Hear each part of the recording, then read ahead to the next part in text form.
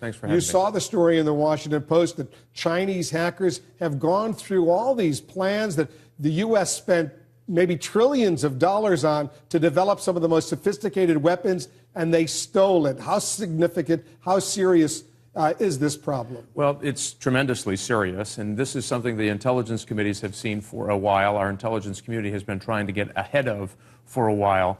But the viciousness and the volume of attacks, not only by the Chinese but Russians and others, trying to get the blueprints of our most sensitive material is just breathtaking, and they're getting better. So their capability for getting into systems and getting that kind of information, it's not just the government networks, Wolf, they're also doing the supply chain. Anybody that's connected to any of our defense industry is really vulnerable to this type of attack.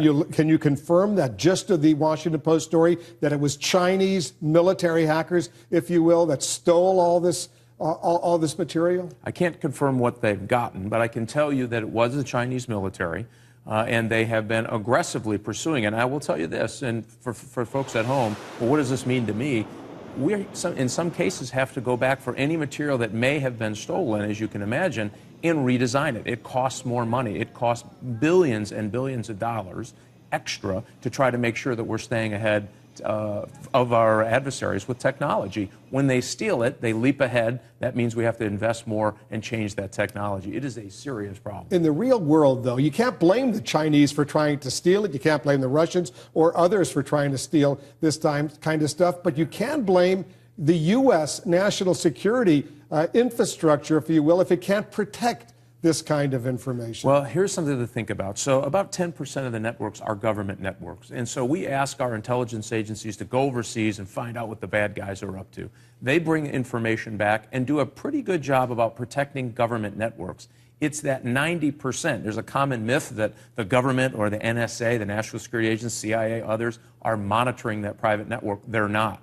And so what happens is... Well, they should be. I mean, if you have these private defense contractors and their security is not good and they're getting access to all this sensitive material and Chinese hackers are stealing it from one of these big defense contractors, that's a major problem.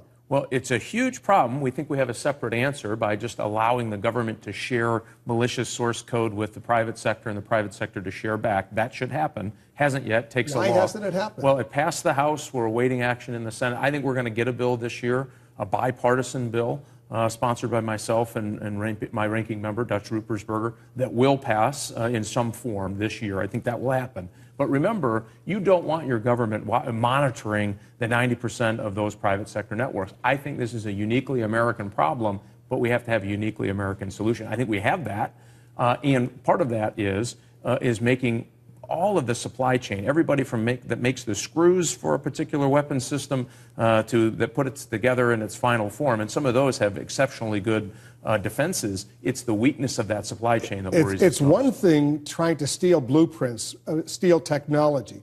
It's another thing to use that hacking ability to undermine a power grid or a telecommunications network, to do something like that that could grind a big chunk of this country to a halt. Is there any evidence the Chinese, for that matter the Russians, want to do that?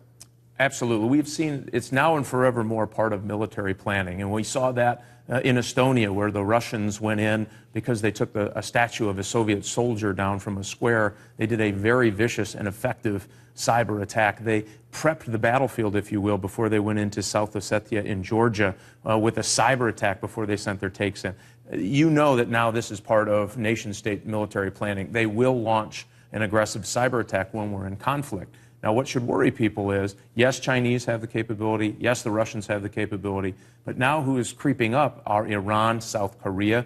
They're still a little ways behind. South Korea, an ally? Excuse me, North Korea. Apologize. Yeah. Thanks for the correction. Right. I'm saying to myself, South Korea. Yeah, exactly. Yeah. Well, we hope they have a defensive capability anyway. So what you've seen what you're saying is that Iran and North Korea have what? Well, they're gaining in their capability, and they're not rational actors. China isn't going to necessarily shut down our electric grid unless we're in conflict. You can't say that about Iran or North Korea.